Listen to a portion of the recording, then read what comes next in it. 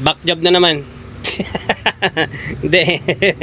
Kung maalala nyo, ito nung December ko nagawa ito. Nung December 20, bago mag 24 or 24 yata. Kevlar na MC2. Ayan, bumalik dito sa atin kasi bumigay. Masasabi ba makjab ito or hindi? Hindi na makjab. Bumalik lang kaya back job ulit. Pero yung usapang back job hindi kasi December, January, February, March, April, May, June na eh, magjo-July na nga eh. Nakailang service na rin ito bago bumigay ulit. Ngayon, ang issue nito nung December, ito mabilis ang video na lang kasi ginawa ko na naman ito eh, para may content na ako and then makapagbigay idea ng kahit konti lang. Ginawa ko to, ang issue nito nung December bago natin siya ginawa, lumiyab to dito sa ilalim. Tinakpan lang natin sa mga taga-subaybay natin, alam nila yan or napanood na nila ito. So lumiyab yung soft start dito. Kasi may soft start to dito sa may ilalim. Yung board niya dito, butas na butas yan. Kasi mayroong dalawang layer na supply ito or capacitor. Yung isang layer na sa ilalim, nandun yung pinaka soft start niya papunta sa may transformer. Ngayon, may nadali kasi ito nung December kasi nga mayroong event sila ni Bossing. Alam ko 24 yun eh. 23 yata dinala or 22. Tapos 24 is may event sila. Kaya sabi ni Bossing, gawan lang ng paraan. Although wala naman talagang choice kundi maglalagay ka ng panibagong soft start kasi nga yung dating soft start niya hindi na talaga totally siya ma-repair kasi as in sunog na sunog talaga pati yung board niya butas na butas ito kalaki yata basta lumiyab talaga siya kaya ang itim nito. Ngayon ginawa natin nung December naglagari tayo ng soft start galing Kessler ito yan yung power amp dito na sunog yung transformer hanggang ngayon hindi na pinapalo up na may-ari kaya nilagari ko muna. Ayan, ito yung nilagay natin nung December. Ayan, ito. Dito natin siya nilagay. Oh, working naman. Nakailang service naman to sila ni Bossing eh. Ngayon, ang problema is bumigay. Bumigay yung thermistor niya. Itong nilagay ko sa thermistor is bumigay. Yung isa, parang na-overheat yung isa. Parang na-overheat yung isa eh. Ngayon, makita ko sa inyo ah. Okay. Na-open yung isa kaya nawala ng power kasi kapag na-open yan hindi nagagana. Okay, ito yata yan, ito may biak na to. Ngayon bumaba na yung resistance niya or ano ba yan, tumaas. Ngayon ito naman although working naman to eh. Itong isa, working tong isa pa. Okay, basta working itong isa, lintik na yan, ayaw magpatsundot. Ngayon, dahil umiinit and then bumigay, ginawa ko, umorder tayo ng panibago, ginawa ko tagdadalawa na. Natin, baka mamaya makurinti tayo. Ayan, tagdadalawa nilagay ko para mas matibay. Eto guys, may computation nito kung ano yung dating specs na nakalagay dito, kung maari, i-match nyo rin. Sabi natin, 20 o 47. Basta yung dating nakalagay dyan, kailangan i-match nyo.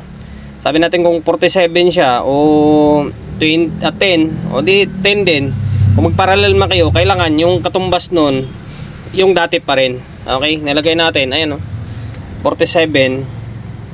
And then make sure na magti-trigger ang relay. Sige, once na hindi mag-trigger ang relay, ang labas niya is hindi siya magtotaling to 20 or basta tagal ng delay niya. Meron siyang disadvantage ba. Kasi sa concert na mga K-series, yung soft start doon, kapag hindi mag-trigger yung relay, yung amplifier, minsan pag tumagal is mamamatay siya. Kasi nga parang hindi siya totaling to 20 mapasok. Kaya kailangan mas maigi na mag-trigger itong relay.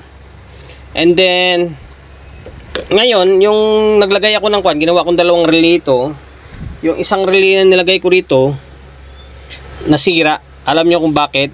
48 volts pala yung lumalabas dito. 48 volts. Pasensya na, makasabihin nyo, napakaina mo naman.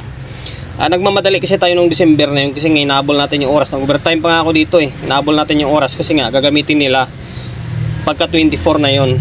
Kaya naghabol tayo nung 23. Kaya hindi natin nakuhan. Parang halos hindi ko siya na, kumbaga, mabilis ang gawa lang. hindi ko napansin na yung nakalagay pala na voltahe is sa relay is 48 volts. Kaya nung sinukatan ko kanina, lumabas is nasa around 50. Around 50 volts yung supply dito, oh. Tapos chinik ko yung relay. Yan, chinik ko yung relay. 48 nga talaga, oh. 48 BDC, oh. Yan, 48 BDC nakalagay na voltahe dito sa relay. Ang nilagay natin is 24. Nasira, sinira niya isang relay hanggang sa hindi na rin nagtitrigger ito. Kaya siguro maaring nasira din yung thermistor. Kaya kung siya, kumaga nagiging yung relay kaya nasira yung thermistor. Parang vice versa yung datingan niya. 48 pala. Kaya ginawa ko, hindi na natin. Isang relay na lang gagamitin natin. Mataas naman to, 30 ampere naman ito. Yung Kessler nga, alos ganito din kalaki transformer nun eh. Kaya naman siguro. Ayan, ginawa natin, tinanggal na lang natin, tapos ito 48 na lang, na isa na lang. Okay, tapos ito pinaral natin yung dalawang thermistor. Okay, ganyan siya, mas tumibay siya. Ito na kasi nakapagtataka yung ito na kwanto na buo ito, tapos yung isa sira. Dapat para sila masira, di ba? Or para sila bibitak kung mainit. Maaari nga siguro dahil sa relay doon, nasira yung relay, bumalik ang supply, napiktuhan dito. Ganun talaga eh. Minsan kasi sa nagmamadali tayo, nakikiusap yung may-ari, na-actual ng todo. Although matagal din, mga halos kalating taon din bago na nasira ulit. Ayun, ito sureball na ito.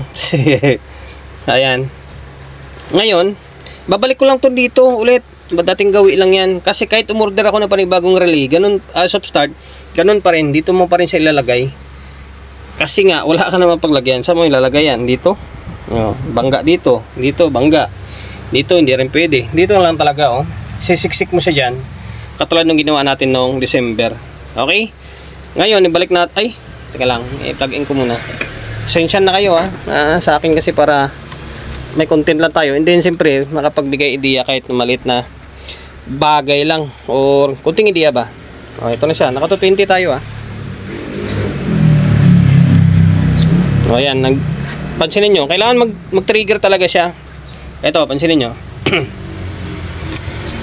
Ayan, magatik. Ayan, nag-trigger yung dalawang relay dito sa may amplifier natin. Ibig sabihin, working na yan. Ulit. Ayan. Then dito, hindi na uminit, oh. Huwag niyong hawakan na nakatanggal yung pintura kasi makukurinti kayo dyan. Ito wala, hindi na umiinit to. Okay. Ngayon, gumagana naman ito eh. Wala namang problema yung amplifier niya. Dito lang sa may soft start. Ngayon, ibalik natin, ipisto natin ng maayos ulit. Okay? Dito natin ulit nilagay siya. Lagyan natin ng mga kalang para hindi siya dumikit. Ayan, tapos lagyan natin ng sealant, pandikit natin, matindi dumikit yan. Okay, dating nakaganyan naman siya eh. Or yung unang gawa natin. Okay, humigay lang talaga yung thermistor and then yung isang relay. Ngayon,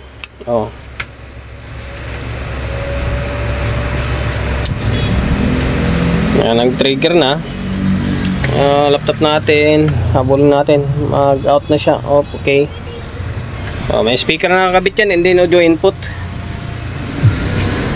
Ayan na.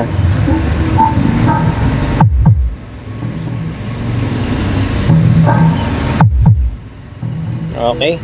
Kulang na lang dito, ilinisan ko lang ulit to kasi nangalikabok na naman. Pero yung kulay niyan, wala tayong magawa dyan.